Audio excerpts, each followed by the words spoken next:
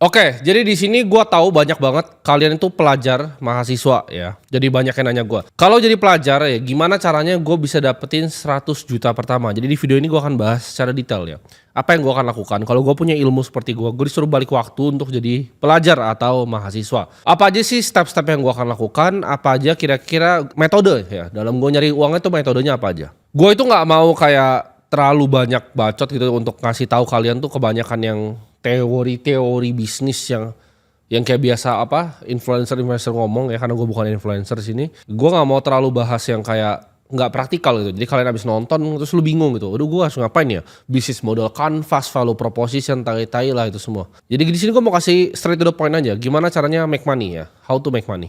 Ada 3 ya cara paling simpel untuk kita bisa mendapatkan uang ya kan. Uang itu adalah value creation. Tapi kalian bingung gimana cara ciptain value ke masyarakat. Nah ada 3 caranya ya. 3 cara. Ini kalau lu pelajar, mahasiswa atau bahkan ya lulus juga bisa belajar lah dari ini ya.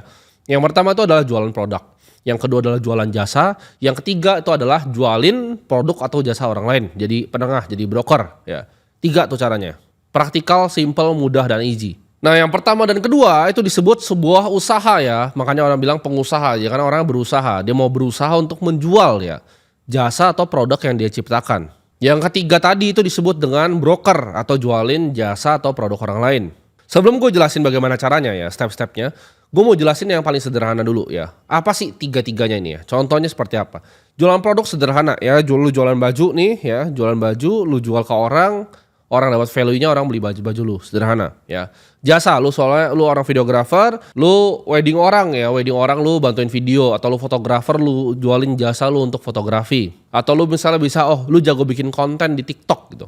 Jadi ada brand baju, lu jual jasa lu sebagai agensi untuk bikin konten short form dia di TikTok ya. Jadi lu kenal modeling agensinya, lu kenal kameramen yang jago, lu jadi agensi di tengahnya, lu yang service ya. Jadi kalau mau jual baju biar lu kelihatan keren pakai model-model ya, itu bisa pakai service lu. Nah, itu jasanya. Dan yang ketiga itu produk orang lain ya. Jadi contoh misalnya affiliate marketing ya. Misal lu jadi affiliate nih, misal lu cewek ya, lu influencer cewek, lu bikin konten di TikTok, lu jualin misalnya affiliate-nya di Shopee atau affiliate-nya di Tokopedia. Itu contoh affiliate dari barang orang lain yang udah ada. Nah yang paling gampang menurut gue tuh yang ketiga ya. Kenapa? Karena 1 dan 2 lu mesti ngerti bisnis secara holistik ya. Dimana lu harus tahu misalnya kalau lu deliver sebuah jasa itu nggak boleh main-main. Lu deliver sebuah produk itu nggak boleh jelek. Kalau bajunya jelek ya orang nggak datang lagi. Kalau lu nggak QC dengan benar, perlu bilang pabriknya bener kok, gue kasih briefingnya, tapi nyatanya sampai ke end consumer bajunya jelek, ya orang nggak beli lagi baju lu. Ya, jadi ada siklusnya itu yang lu harus pelajarin dan itu lebih kompleks. Makanya gue selalu bilang orang, make money pertama paling gampang tuh nomor 3. Nah ini kesalahan yang gue lakukan sebenarnya. Jadi 3 itu paling gampang, kedua baru ke 1. 1 tuh product is the hardest thing there is ya. Produk itu sulit ya. Kalau produk lu fucked up, itu orang gak akan beli ya. Orang akan timbul yang namanya bad word of mouth. Contohnya misalnya ini gue beli baju ini, perusahaannya teman gue, Livaf namanya. Gue beli baju ini di dia, kalau sampai baju jelek ya gue gak bakal beli lagi dari dia. Tapi karena bajunya bagus ya gue beli 20 gitu. Menurut gue bagus gitu. Tapi gue punya orang ya yang punya pengalaman jelek ya. Gue punya teman yang punya pengalaman jelek misalnya sama satu brand ya. Gue gak usah sebut nama brandnya apa. Dia ngerasa bajunya tuh sampah banget dan dia gak pernah mau sentuh lagi sampai sekarang. Bahkan di saat brandnya tuh udah improving gitu. Brandnya sekarang tuh udah gak sejelek dulu, tapi dia udah gak pernah mau beli lagi. Nah itu problemnya dengan nomor 1 dan nomor 2 ya. Jasa dan produk lu bertanggung jawab. Kalau yang ketiga tuh biasanya yang nge-affiliate sesuatu itu lebih established. Contohnya properti ya. Lu jualin misalnya propertinya Sinarmas gitu. Lu jualin propertinya siapa gitu. Itu udah jelas ya, track record dia udah bangun properti itu puluhan tahun gitu. Lu udah tahu rumah yang dia bangun tuh kualitinya seperti apa. Dia gak mungkin put reputasi on the line, lu cuma jadi brokernya, lu jadi pialangnya, jadi agentnya. Ya udah lu jualin gitu. Karena gue bilang tadi kalau lu jualan baju jelek itu orang gak beli lagi. Kalau lu jualan jasa itu juga sama parahnya gitu. Misalnya lu fotografer di wedding orang ternyata jelek hasil foto lu. Itu mampus lu gak bakal dipakai lagi ya. Dia ketongkrongan bakal ngomong jelek ke 10 orang ya. Jadi kalau lu pernah service 3 orang tuh udah 30 orang gak akan pernah pakai jasa lu lagi. Karena dia ngomong ke maknya, bapaknya, suaminya ya. Dia ngomong ke teman-temannya, di semua tongkrongan pasti ngomong anjing bajingan ini jelek banget gitu. Jasa fotografi. Jadi kalian jangan sembarangan kalau mau ngejualin produk atau jasa ya. Jangan lu kayak mikir, gampang lu bisa bikin pakai plastik. Gue dulu kan juga gue pernah jualan Thai tea dulu ya. Aduk-aduk begitu. Itu hoki aja nggak pernah ada kenapa-napa gitu. Kalau ada masuk orang keracunan tuh waduh, repotnya luar biasa. Contohnya kayak GoPro kan gue kena waktu itu karena gue jualan minyak rambut, gue nggak ngerti BPOM ya, ditahan sama bea cukai. Jadi Hal-hal seperti itu sering terjadi dan menurut gue itu sulit ya nyari duit dari sana. Ada banyak cara ya kalau lu mau dapetin 100 juta atau mau dapat duit ya, lu bisa tutoring temen lu bisa kerja jadi barista di coffee shop. Tapi di sini gua nggak ngomong cara yang orang biasa ngambil ya. Kalau cuman kerja jadi waiter ya lu nggak usah nonton video gua gitu. Ini kan misalnya kalian nonton video ini, misalnya kalian udah jadi pelajar mahasiswa nih, mau nyari duitnya duit beneran, mau 100 juta nih, bukan mau cari duit 3 juta gitu. Lu mau jadi duit 3 juta ya silakan nih. Kayak gua waktu pernah coba jadi wedding organizer. Pokoknya intinya ya dari jasa, produk dan jualan jasa dan produk orang lain. Ini gue hilangin constraint yang namanya waktu ya. Jadi kalau lu jago jualan jasa lu bisa pertama emang lu yang fotoin. Tapi nextnya bisa lu punya tim gitu. Nah tapi kalau lu itu tuker waktu lu buat jadi barista, nah ini repot nih. Karena waktu lu buang untuk uang. Jadi gue ajarin lu ketika lu masih muda, lu pelajarin konsep di mana waktu lu tuh lu harus anggap waktu lu hal paling berharga ya. Jangan main lu tukar begitu. Nah dari tiga skill ini titik beratnya sebenarnya kalau mau bikin duit fast quick money ya, gue nggak bilang gampang ya, tapi gue bilang uangnya lebih cepat dibanding lu coba jadi barista nabung setahun ya kan gaji 3 juta, cuman berapa itu lo kumpulin 30 juta lebih dikit dipotong-potong ongkos lu bolak-balik ya, itu nggak, jangan kerja seperti itu. Kalau buat pengalaman ya sure boleh lah. Cuman kan gue tahu lu datang ke channel ini, mau belajar sama gue di sini, ya gue sharing yang apa adanya gitu. Lu nggak suka denger gue ngomong kayak gini ya nggak usah nonton channel gue ya. Karena gue bikin di sini nggak ada yang terpaksa, gue bikin suka-suka ya. Gue pengen sharing aja ke orang-orang yang dulu kayak gue. Jadi gue kasih tahu salahnya di mana ya. Kalau lu dikasih tahu gue salah di mana dan lu lompat ke hal yang sama ya lu bebal gitu.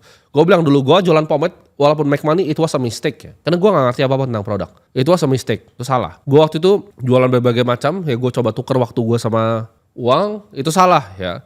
Jangan kalian tukar seperti itu. Nah, tiga skill ini ya yang gue bilang tadi, antara produk lu sendiri, jasa lu atau produk dan jasa orang lain ya, kita bagi 3. Ini tiga itu menitik beratkan ke satu skill yang paling utama yaitu jualan ya. Karena jualan produk, jualan jasa, jualan produk dan jasa orang lain.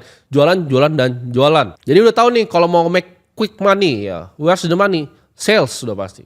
Gak ada lain, skill lain kecuali skill untuk jualan. Karena di dunia ini ya cuma jualan ya, jualan jasa ya, jualan barang, jualan jasa dan barang orang lain. Jualan dan jualan. Ya kalau lu cuma ngebuat kopi itu gak bakal kaya. Tapi kalau lu jualan kopi, itu lu bisa kaya ya, jualan. Kata kuncinya jualan. Nah kita kan breakdown dulu skill set ya. Jadi gue gak bakal bahas produk kayak apa, jasa apa itu lu coba cari. Tapi kalau produk jasa orang lain tuh banyak banget ya. Contohnya seperti lu jadi agen properti, lu bisa jadi sales mobil tuh. Banyak banget lah, itu endless ya. Literally itu endless. Kita coba bahas skill setnya dulu deh ya. Karena gue tadi titik beratin di tiga-tiganya ini adalah jualan. Gue ajarin kalian gimana caranya jualan. Ini skill yang gue ajarin lu di sini tentang jualan, ini lu gak bakal ketemu. Ya lu gak bakal ketemu di teori manapun, di buku manapun. Karena ini based on pengalaman gue. Dan kalau di sini ada yang lu ngomong, oh gue lebih jago jualan dari Timothy ya silahkan gitu. Cuman gue yakin satu Indonesia ini gak ada yang lebih jago jualan dibanding gue. Jadi yang gue ajarin kalian di sini itu berdasarkan fakta. Ya gue cold call orang ya, 200 ada lebih kali. Sehari itu dulu. Gue cold call orang agensi gue. Gue tahu gimana caranya cold calling orang sampai jadi klien, cara prospectingnya seperti apa. Karena ini skill yang gue harness selama bertahun-tahun, sama seperti skill gue di market gitu. Gue harness ini skill jualan tuh udah lama ya, nggak baru 1-2 hari. 3 step ini dalam jualan, sebenarnya banyak sih. Teman ini kalau gue bahas sales secara video ini khusus tentang sales tuh, gue bisa bacot mungkin 20 jam nggak beres nih. Jadi gue coba condense, gue pikir apa yang paling gampang gue sampaikan ke kalian dan kalian bisa ngerti. Itu ada 3 caranya, ada 3. Jadi step 1, step 2, dan step 3. Step 1 itu adalah komunikasi yang efektif ya. Skill kedua itu adalah building relationship. Apa hubungannya building relationship sama jualan? Ntar gue kasih tau. Dan yang ketiga adalah skill problem solving di dalam sales ini sendiri. Jadi 3 ya, komunikasi efektif dulu ya, building relationship. Habis itu kalian bisa problem solving. Komunikasi itu penting karena produk lu ya, lu jadi software engineer nomor 1 di dunia, lu bisa bikin enterprise resource planning paling bagus. Tapi kalau lu nggak bisa jualan dan lu nggak bisa berkomunikasi secara efektif, lu punya produk tuh apa ke masyarakat, ya orang nggak akan peduli sama ERP lu gitu. Ya itu ERP software by the way. Lu harus bisa jadi pendengar yang handal ya. Kalau lu lihat ya contohnya misalnya sales di mall ya, sales paling sederhana misal di mall tuh ada sales gym lu tahu, dia langsung kayak, selamat siang kamu. Itu udah pasti orang ya apa sih lu itu. Ya, makanya mereka cuma bisa jadi sales gym, nggak pernah bisa naik level. Karena mereka nggak paham gitu fundamental pertamanya ya. Lu untuk jadi sales yang jago itu lu bukan jadi yang paling jago bacot, tapi lu paling jago mendengar. Komunikasi yang efektif itu bukan tentang apa yang lu omongin, tapi apa yang lu dengar dan lu pakai informasi yang mereka kasih ke lu sebagai senjata ke mereka. Nah, ini rahasianya nih. Ini nggak akan ada yang sampai level di sini sales ya. Karena mereka nggak pernah kayak gitu, mereka nggak pernah 200 sehari cold calling ya. Mereka nggak do the reps ini. Kalau gue ini ibarat Bruce Lee tendangan satu kali udah sejuta kali gitu. Sales yang paling jago itu tahu ya kebutuhan customernya apa dan dia adaptif dalam bicara. Jadi dia bisa tahu gitu kira-kira nih customernya ini sukanya kemana ya. Ciri khasnya seperti apa. Kalau orang tua itu lebih kemana, anak muda lebih kemana. Mereka nggak firm dengan nada yang sama. Mereka nggak cuman selamat siang pak. Itu tuh lu nggak bakal laku lah kayak begitu. Ya itu lu sok-sok jadi sales yang orang semua benci gitu. Sales yang jago tuh dia dengerin, kalau keluh kesah customernya apa. Dia beneran ada problem gak dan dia gak maksa ya. Dia bukan maksa cuman WhatsAppin aja nih rumah.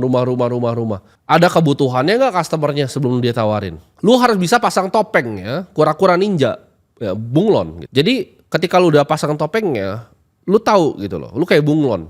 Siap untuk berubah. Dia ngomong apa, lu pakai kata-katanya untuk balikin ke dia. Dia ngomong apa, pakai kata-katanya. Itu kayak kungfu gitu. Tapi pertama untuk lu bisa tahu dia maunya apa, ya lu harus bisa mendengar. Karena Buffett bilang skill utama dia ya. Contoh, Buffett itu apakah seorang sales ya. Salesnya apa? Kan dia investor. Kalian jangan salah, dia tuh dapat uang paling besar tuh dari kalian beliin sahamnya. Kalian sih nggak ada yang mungkin mampu beli sahamnya ya sini ya. Karena 3 miliar lebih. Tapi ya in case kalian yang mampu ya gue ngomong, Buffett itu jualan setiap tahun sahamnya dia. Saham dia tuh nggak pernah bagi dividen. Dia bikin annual meeting sama Charlie Munger yang sekarang udah nggak ada. Dia jualan di situ tentang performa perusahaannya. Itu form of effective communication ya. Kalau kalian lihat direktur misalnya Bank BCA itu dia punya investor relationnya, mereka bikin RUPS, itu semua effective communication untuk jualin saham perusahaannya. Ya, semua orang di dunia itu sales yang paling kaya. Gue kasih tau lo ya. Steve Jobs itu sales yang paling jago. Komunikasi yang efektif itu paling efektif kalau kita bisa gabungin apa yang keresahan mereka dan kemauan mereka dengan storytelling yang baik. Ketika lu bisa bawa dua itu lu bisa bawa dia ke alur cerita lu mau kemana gitu. Jadi lu harus tahu gitu komunikasi yang efektif itu seperti apa, bagaimana cara mendengarkan. Nah ini nggak bisa diajarin kalau ada yang bilang, oh cara komunikasi efektif begini. Enggak ya. Jadi ini based on reps. Lu makin sering jualan, lu akan tahu gitu loh orang tuh seperti apa. Nah yang kedua ini penting ya, building relationship ini yang banyak nggak dilakukan ya sama orang-orang. Simpel nih, misalnya contoh ya, gue nggak salah jadi gue nyari barang di sini. Oh, misalnya komputer nih, contoh komputer. Orang jualin gue komputer, terus habis jualin dia nggak peduli lagi. Nah apakah itu building relationship? Enggak. Justru ya, gue dalam pengalaman gue jualan, gue selalu dapat customer paling banyak itu dari customer gue sebelumnya. Bingung kan kenapa? Sederhana ya, lu setiap jualan, coba misalnya lu jual produk lu ya, lu jualan produk orang misalnya jualan komputer nih, jualan ke gue komputer. Setelah lu jualan komputer, coba lu tanya ke orangnya, gitu. Lu tanya, kok ini ada apa nggak yang kurang, ada yang bisa saya bantu nggak, atau bisa saya pasangin nggak? Apa added value lebih yang lu bisa kasih biar nggak cuma main di perang harga gitu? Apa added value lu sebagai sales gitu? Contoh, property is a fucking commodity ya kan.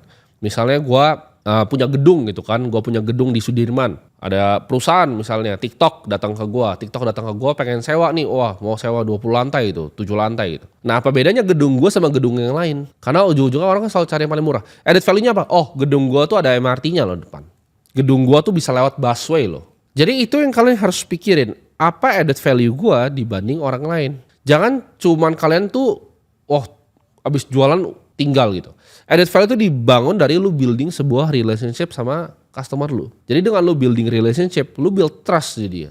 Lu bisa tanya setelah itu, kok mungkin ada nggak teman Koko yang butuh komputer lagi yang kayak gini? Oh ada tuh, ada si James tuh, si James kayaknya butuh komputer buat kantornya 20 PC. Nah lu dapat customer lagi kan dengan begitu. Sedangkan kalau lu jualan, terus lu nggak build relationship ya jadi tai juga. Habis lu service misalnya fotografi wedding, puas nggak dengan hasilnya? Sorry kalau ada yang salah. Kalau misalnya ada yang bisa diperbaiki, kasih tahu ya dalam service aku gitu. Terus bilang, ada nggak mungkin temen yang dalam waktu dekat tuh atau mungkin ya 6 bulan lagi yang wedding. Nah mungkin ini sini wedding nih. Begitu dia happy, dia akan refer lu. Paling kuat itu adalah word of mouth ya dalam bisnis. Jadi orang banyak yang ngajarin. Nah ini makanya kalau kalian bisa bandingin pebisnis yang handal sama pebisnis yang bodoh, itu gampang bedanya. Gue itu jago yang iklan. Gue jago sekali Facebook Ads dan teman-temannya. Cuman gue tahu ya itu diminishing return, maksudnya apa? Ketika lu pakai ads ya itu kan terus makin mahal karena kompetisi kapitalisme kan, kompetisi makin mahal. Jadi kalau orang ngajarin kalian, kalian tuh jualan harus pakai iklan begini, itu pasti bodoh dan miskin orangnya. Jualan itu pakai namanya word of mouth, mulut ke mulut. Nah mulut ke mulut ini pedang mata dua. Ketika lu bisa building relationship dan building trust yang baik, Mulut ke mulut ini bisa jadi, wah lu bisa 1 tuh jadi 3, 3 jadi 5, 5 jadi 10. Tapi kalau misalnya ini jelek, sama 1 jadi 3, 3 jadi 5, 5 jadi 10 juga. Ya, oh dia bangsat ya. Dan kalian perhatikan kan, di dunia bisnis itu gampang banget untuk menang gitu. Orang tuh servicing orang tuh banyak yang berantakan gitu dari dulu. Gue pernah pakai agency, ya dia cuma do the bare minimum, terus dia ngerasa wah gila campaign gue keren. Dalam hati gue, tai lu punya apa? Lu punya hasil busuk banget Jack gitu. Lu punya hasil busuk itu udah bagus, gue ngomong ke teman-teman gue gitu. Pakai punya lu campaignnya busuk gitu. Jadi orang tuh banyak do the bare minimum ya. Mereka itu nggak ada peduli after salesnya seperti apa, experience dari customer seperti apa, yang penting gue jualan dapat komisi. Jadi kalian jangan jadi, misalnya kalian sales di sini, jangan jadi sales yang kayak pelacur gitu, asal begini oh begini.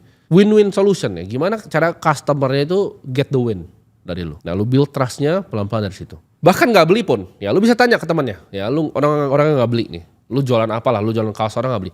Ada nggak kira-kira kok teman yang mau kaos ini yang kira-kira mau? Ya kalau dia nggak jawab enggak ya nggak apa-apa. Tapi lu begituin 5 orang yang gak beli punya lu pasti ada nge-refer 1 ke temennya. Ya mungkin ujung-ujungnya beli karena dia butuh.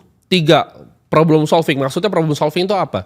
Dalam sales tuh banyak tembakan ke lu. Ntar ada objectionnya customer kayak oh gak mau ini kurang ini. Nah lu harus pintar, lu harus lihai untuk tahu gitu loh. Problem ini gimana cara solvingnya. Dengan tadi ya 2 step awal tuh berguna ya, makanya 3 step ya. Ini gue udah bikin teori sendiri di sini, ngasal nih cuman ngomong gini. Jadi yang ketiga tuh problem solving, lo harus tahu gimana caranya handle ketika dia nolak, bukan dengan lu maksa gitu. Gue sering jelasin ke teman-teman gue, kalau lu mau jualan ya jangan maksa gitu. Misalnya lu lagi ajak dia ke apartemen 3 bedroom gitu, 3 bedroom di SCBD. Oh ini begini orangnya happy semua. Tapi dia ngerasa kayak, oh ini kayaknya bukan budget gue nih. Nah lu jangan maksa 3 bedroom karena lu dapat komisi lebih besar. Lu coba turunin ke 2 bedroom, bilang, oh ini mungkin untuk keluarga muda lebih cocok di sini. Itu adalah strategi problem solving. Lu harus tahu belokinnya itu kemana. Oh ini nggak mau yang ini, oh tenang ya. Tapi kita ada yang ini. Cara ngomongnya, tonalitas lu dalam bicara, ini komunikasi yang efektif nih balik lagi. Tonalitasnya ngomong seperti apa? Cara bikin orang lebih dengerin gimana? Ini skill yang gue lakukan di sini, ini nggak sembarang orang bisa ya. Banyak lu bisa lihat ngomong di depan kamera tapi belepotan gitu. Gue bisa ngomong bleber begini tanpa skrip sama sekali ya. Gue cuma ada pointer-pointer gue ngomong apa biar nggak terlalu ngalor ngidul. Tapi gue nggak pernah really pakai skrip ya. Karena ini 3 skill ini yang gue asah bertahun-tahun ya. Komunikasi yang efektif, caranya build relationship. Kalian juga masih di sini kenapa? Karena ini building relationship kan. Gue building trust ke kalian. Dimana kalian dapat value dari setiap konten yang gue kasih ke kalian. Coba. Orang berapa banyak orang nonton video ini nggak dapat value? Gua rasa sih nggak ada karena ini nggak ada. Lu nggak bisa cari ya. Yang gua sharing sini nggak bisa cari di luar.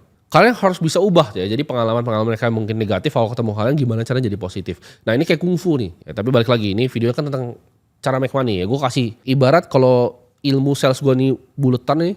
Ini 0,0001%. Ya. Jadi ilmu jualan ini gua pinjemin sedikit ke kalian. Karena gue bilang tadi. Kalau full ya itu mungkin 20 jam ya, jangan di sini. Lu fokus increase skill lu dalam jualan ya, seumur hidup lu gak akan miskin. Even gue balik lagi nih, gue sering quoting Buffett karena dia salah satu pahlawan gue. Buffett itu pernah bilang ya, di Wall Street itu yang kaya itu bukan investor yang jago, tapi sales yang jago. Nah ini kata-kata dia loh. Dia bilang ini, investor paling bodoh di dunia sama investor paling jago di dunia. Yang satu jago jualan, satu gak jago jualan. Itu pasti menang lebih kaya yang jago jualan. Kenapa? Karena orang investornya tidak handal ini. Dia akan bisa jualan untuk raising fund dia 10 miliar US dollar. Dan dia ambil 1% fee habis itu. Nah lu bayangin 1% fee setiap tahun recurring. Ya. Padahal fund dia cuma benchmarking index saja. Tapi yang jago jualan yang bisa nge-raise 10 miliar dolar itu akan jauh lebih kaya bos. Lu bisa nge-raise 1 miliar dolar aja itu udah berapa? Udah 10 juta dolar setahun dibayarin dari fund lu. Sedangkan investor jago yang bisa 20% konsisten tahun ke tahun. Tapi dia cuma bisa raising 5 juta dolar. Nah. Sama juga kan management fee-nya 1%. Kalian paham di sini? Orang yang jago jualan, Steve Jobs tuh jago jualan. Elon Musk ya. Elon Musk tuh orang bilang, oh dia engineer enggak? Enggak bos, Elon Musk tuh tukang jualan. Elon Musk tukang jualan. Bernard Arnault yang bikin LV itu tukang jualan juga. Semua ya. Semua the greatest, Bill Gates itu juga sales. Semua orang-orang paling kaya di dunia itu jago jualan. Jadi kalau lu gak bisa komunikasi, lu gak bisa jualan, lu gak bisa tunjukin value yang lu punya apa, produk yang lu punya apa, ya gak akan laku. Orang mungkin dia mau pecahin kepala, kok gue gak bisa kaya ya, gue punya produk paling bagus. Nobody gives a fuck about produk bagus lu. Kalau lu gak bisa jualan ke banyak orang, ya itu makanya hidup lu di situ aja, jadi gembel. Intinya ya, gue pengen lu harness skill jualan lu dulu. Ya, lu mau kaya, lu harness skill jualan lu dulu. Stepnya jangan ambil 1 sama 2, karena menurut gue itu repot. Lu ada banyak skill lain yang lu bahkan belum punya. Ya accounting aja lu belepotan gitu. Jadi Lu aja masih pelajar ya kan, gue ngomong ke pelajar soal sini. Jadi jangan aneh-aneh lah, nggak usah aneh-aneh untuk fokus di sana ya.